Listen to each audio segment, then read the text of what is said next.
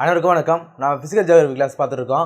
இந்த கிளாஸ் இல்லாமல் warm temperate eastern margin அதை பற்றி தான் நம்ம பார்க்க போகிறோம். அந்த காலநிலையை பற்றி தான் நாம் இந்த கிளாஸில் பார்க்க போகிறோம். அதாவது warm temperate eastern margin. So உங்களுக்கு டைட்டிலே தெரிஞ்சிருக்கும் இது எந்த சைடில் இருக்கும்னு சொல்லிட்டு. ஈஸ்டர்ன் மார்ஜின் ஒவ்வொரு காண்டினென்ட்டுடைய ஈஸ்டர்ன் மார்ஜின் ஈஸ்ட் சைடில் இருக்குமாங்க. கிழக்கு பகுதியில் தான் இந்த காலநிலை இருக்கும் அப்படின்னு சொல்கிறாங்க. எந்த காண்டினென்ட் எடுத்தாலுமே உதாரணத்துக்கு பாருங்கள், நார்த் அமெரிக்கன் காண்டினென்ட்டில் பார்க்கும்போது ஈஸ்ட் சைடு கிழக்கு பக்கம் இருக்குதா, அதே போல் சவுத் அமெரிக்கன் காண்டினென்ட்டில் பார்க்கும்போது ஈஸ்ட் சைடில் இருக்குதா பாருங்கள். ஒவ்வொரு காண்டினென்ட்லையும் கிழக்கு பக்கம் மட்டும்தான் மார்ஜின்னா அது ஒரு எல்லை ஓரங்களில் eastern margin. Warm temperate eastern margin. Warm டெம்பரேட்னா என்ன?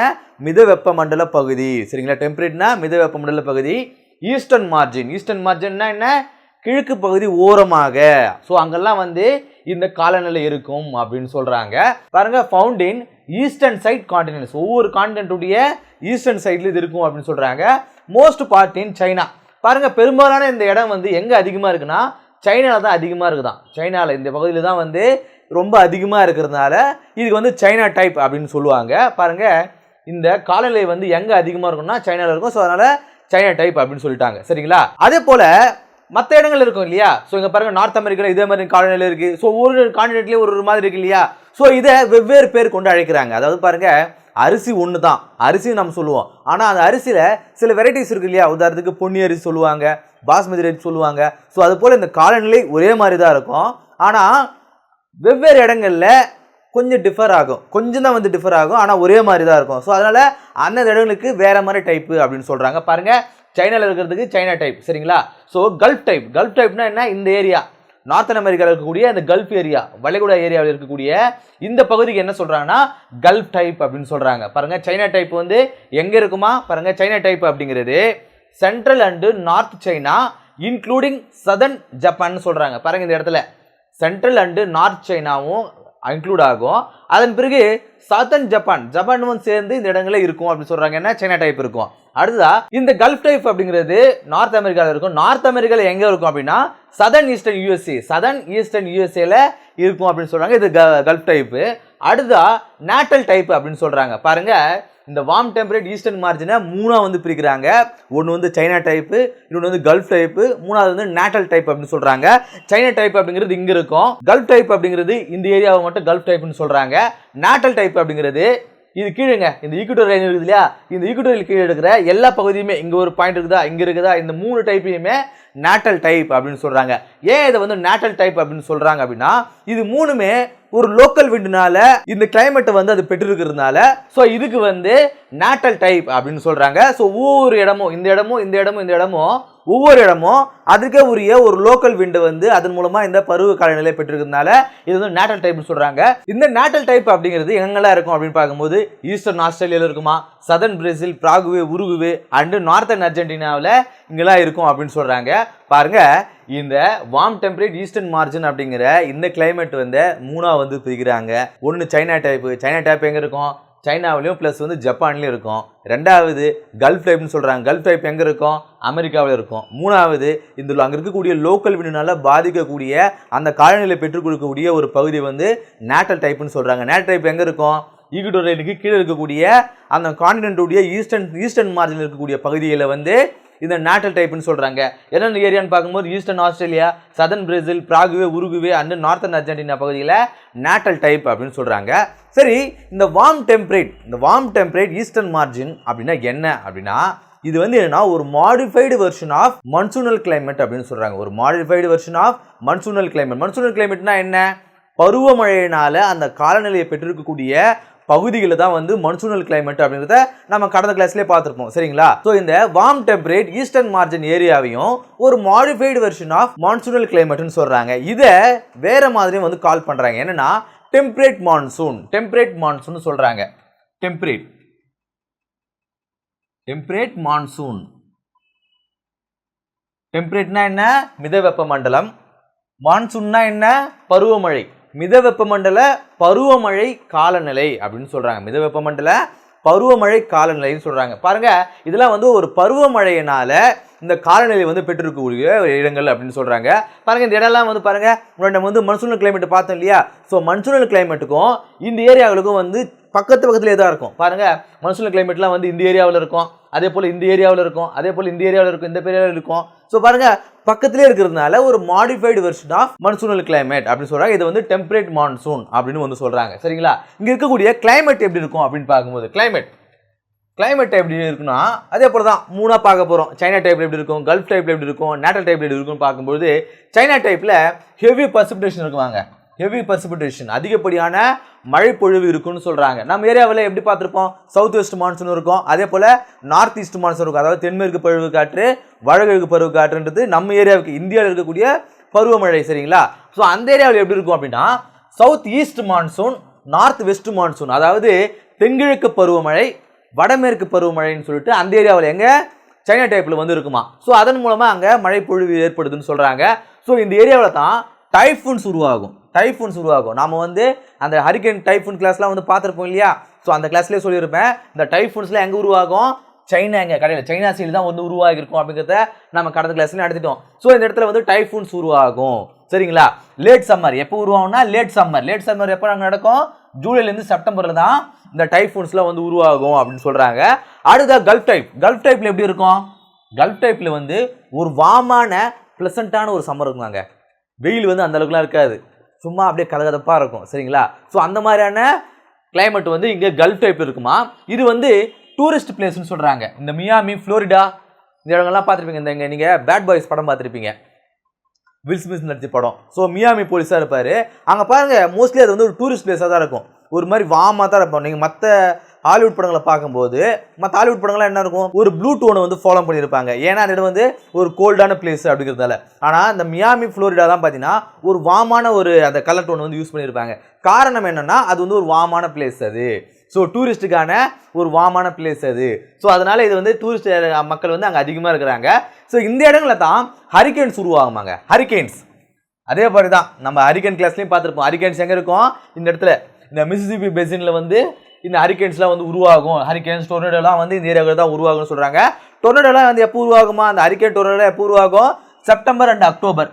சரிங்களா? இந்த இடங்களில் உருவாகும் அப்படின்னு சொல்கிறாங்க. அதன் பிறகு நேட்டல் டைப். இந்த நேட்டல் டைப் அப்படிங்கிற இந்த ஏரியாவுக்குள்ள ஒரு ஸ்மால் டெம்பரேச்சர் ரேஞ்ச் இருக்குமாங்க. டெம்பரேச்சர் ரேஞ்சுனா என்ன அப்படின்னா பாருங்க, சம்மர் சீசனில் ஒரு 100 டிகிரி செல்சியஸாக இருக்குது அப்படின்னா வின்டர் சீசனில் ஒரு 80 இருக்குது அப்படின்னா ஸோ இந்த டெம்பரேச்சர் ரேஞ்ச் அப்படிங்கிறது 20 டிகிரி. சரிங்களா? ஸோ இதுதான் வந்து டெம்பரேச்சர் ரேஞ்சுன்னு சொல்லுவாங்க. இந்த நேட்டல் டைப்பில் இந்த டெம்பரேச்சர் ரேஞ்ச் அப்படிங்கிறது ரொம்ப குறைவாக இருக்கும். சும்மா 1-2 பாயிண்ட் தான் வந்து இன்க்ரீஸ் டிஃப்ரென்ஸ் இருக்கும் அப்படின்னு சொல்கிறாங்க. ஸோ இந்த இடத்துல பாருங்கள், இந்த சைனா டைப்லேயும் இந்த கல்ஃப் டைப்லேயும் வந்து ரொம்ப ஆக்ரோஷமான விண்டு வந்து இருக்கும். ஸோ அதன் மூலமாக தான் வந்து டைஃபூன்ஸும் ஹரிகேன்ஸும் வந்து உருவாகும். ஆனால் அந்த ஏரியாக்களில் அந்த அளவுக்கு வலிமையான காற்றுலாம் வந்து இருக்காது. காற்று வீசும், ஆனால் அந்த அளவுக்கு வலிமையான காற்றுலாம் வந்து வீசாது. என்னென்ன மாதிரியான காற்றுகள், சதர்லி பஸ்டர், பாம்பரோ அண்டு பர்க் விண்ட் அப்படின்னு சொல்கிறாங்க. சதர்லி பஸ்டர் எங்கே வீசும், ஆஸ்திரேலியாவில் வீசும். அது பிறகு பாம்பரோ எங்கே இருக்கும், இந்த இடங்களில் இந்த சவுத் அமெரிக்கன் கான்டினென்ட்ல இங்கே இருக்கும். பர்க் விண்ட் அப்படிங்கிறது இந்த ஏரியாக்களில், இந்த 3 ஏரியாக்கள்லையும் அங்கே இருக்கக்கூடிய ஒரு லோக்கல் விண்ட். பாருங்க, மன்சூன் கிளைமேட் வந்து எப்படி உருவாகும், பருவ காற்றுனால தானே வந்து அந்த மன்சூன் கிளைமேட் வந்து உருவாகும். ஸோ அதே போல் இதே வந்து டெம்பரேட் மான்சூன் சொல்கிறோம். இங்கே அதே மாதிரி தான், காற்றுனால தானே உருவாகுது. காற்று வீசுவதனால தான் இந்த இடங்களில் வந்து டைஃபூன்ஸ் உருவாகுது, இந்த இடங்களில் ஹரிகேன்ஸ் உருவாகுது, இந்த இடங்களில் ஒவ்வொரு விண்டும் உருவாகிறாங்க. இருக்கக்கூடிய லோக்கல் விண்டுனால தான் அங்கே அதே மாதிரி இந்த வயலண்டான காற்று உருவாகுது அப்படின்னு நம்ம பார்க்குறோம் இல்லையா? ஸோ அதனால தான் இது வந்து டெம்பரேட் மான்சூன். மான்சூன் எப்படிங்க உருவாகும், பருவ காற்றுனால் மட்டும்தான் உருவாகும். ஸோ இந்த இடங்களில் வந்து பருவ காற்று வீசுறதுனால இது temperate monsoon, modified version of monsoonal climate அப்படின்னு சொல்கிறோம். ஸோ புரிஞ்சிருக்கும் அப்படின்னு நினைக்கிறேன். ஸோ இங்கே பர்சிபிடேஷன் அப்படிங்கிறது எப்படி உருவாகுது, பர்சிபிடேஷன்னா என்ன, மழைப்பொழிவு அப்படிங்கிறது இடத்துல 3 விதமாக நடக்குதுங்களா. மழைப்பொழிவு அப்படிங்கிறது இந்த இடத்துல 3 விதமாக நடக்குது அப்படின்னு சொல்கிறாங்க. என்னென்ன மாதிரியான மழைப்பொழிவுங்க நடக்குதா, கன்வெக்ஷனல். ஸோ கன்வெக்ஷனல் ரெயின்ஃபால்னா என்ன, ஒரு இடத்துல அதிகப்படியான இன்சுலேஷன் இருக்கும்போது, சூரிய சக்தியானது, சூரிய வெப்பமானது ஒரு இடத்துல அதிகப்படியாக இருக்கும்போது அங்கே இருக்கக்கூடிய காற்றானது எவாபரேட் ஆகி மேலே போகும். அப்படி மேலே போகும்போது ஒரு குறிப்பிட்ட ஆல்டிடியூடு வந்து ரீச் ஆகும்போது அந்த இடத்துல வந்து அது கோல்ட் ஆகும். அதன் மூலமாக வந்து மழை பொழிவு ஏற்படும் அப்படிங்கிறது வந்து கன்வெக்ஷனல் ரெயின்ஃபால். ஓரோகிராஃபிக்னா என்ன, ஒரு காற்றானது போகும்பொழுது ஒரு மழையினால் தடுக்கப்பட்டு அந்த காற்றானது மேலே போகும்போது அந்த ஆல்டிடியூட்னால மேலே போகும்பொழுதும் அங்கே மழை பொழிவு ஏற்படும். அதன் பிறகு டிப்ரெஷன் ரெயின்ஃபால்னா என்ன, ஒரு இடத்துல வந்து அதிகப்படியான இன்சுலேஷன் மூலமாக லோ ப்ரெஷர் கிரியேட் ஆகும்பொழுது ஹை பிரஷரில் இருக்கக்கூடிய இடத்துல இருந்து காற்றானது லோ பிரஷருக்கு வரும்பொழுது ஸோ அந்த இடத்துல அந்த கன்வர்ஜென்ஸ் வந்து ஏற்பட்டு அதன் மூலமாக வந்து மழை பொழிவு ஏற்படும். ஸோ இந்த 3 விதமாகவும் இந்த ஏரியாக்கள் நடக்கும். பாருங்க, இந்த டிப்ரெஷன் மூலமாக தான் இந்த டைஃபூன்ஸ் ஆகட்டும் ஹரிகேன்ஸ் ஆகட்டும் இந்த இடத்துல வந்து உருவாகுது. சரிங்களா? ஸோ இந்த 3 விதமாகவும் இந்த ஏரியாக்களில் மழை பொழிவு ஏற்படும். ஸோ இந்த வார்ம் டெம்பரேட் ஈஸ்டர்ன் மார்ஜினில் மழை பொழிவு கொடுக்கக்கூடிய அந்த டைப்ஸ் என்ன அப்படின்னு பார்க்கும்பொழுது கன்வெக்ஷனாகவும் மழை பொழிவு ஏற்படும், ஓரோகிராஃபிக்காகவும் மழை பொழிவு ஏற்படும், அதன் பிறகு டிப்ரெஷன் மூலமாகவும் மழை பொழிவு ஏற்படும். ஸோ 3 விதமாக இந்த இடத்துல வந்து மழை பொழிவு ஏற்படும். அதன் பிறகு வெஜிடேஷன் இருக்கக்கூடிய மரம் செடி கொடிலாம் எப்படி இருக்குன்னு பார்க்கும்போது ரெயின்ஃபால் வந்து வருஷம் முழுக்க இருக்குமாங்க.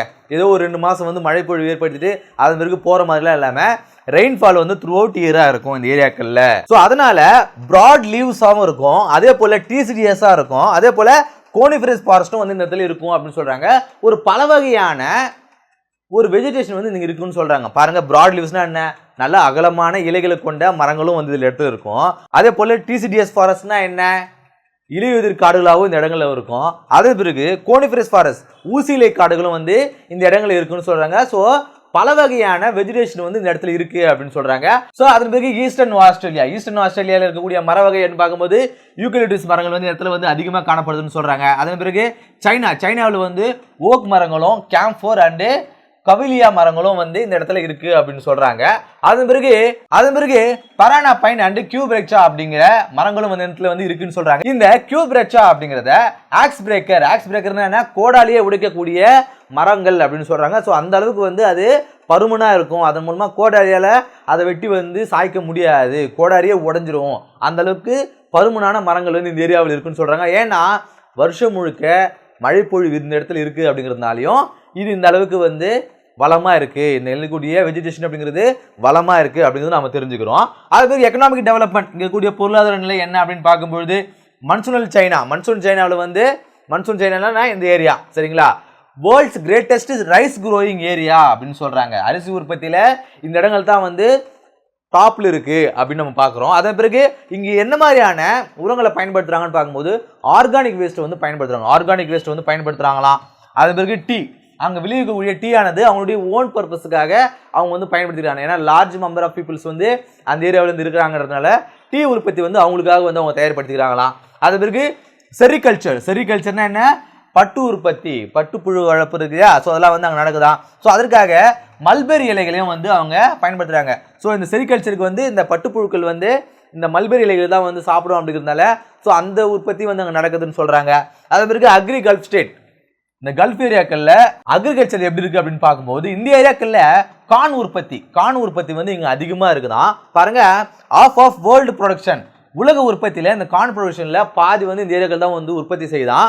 ஆனால் இவங்க அவங்களுடைய தேவைக்கு தாண்டி இந்த கான் உற்பத்தியை செஞ்சு அவங்க அதை உட்கொள்றதை காட்டிலும் பெரும்பாலும் இந்த கான் உற்பத்தி அப்படிங்கிறது எதுக்காக பயன்படுத்துகிறாங்க அப்படின்னா கேட்டல் அண்டு பிக்ஸ்.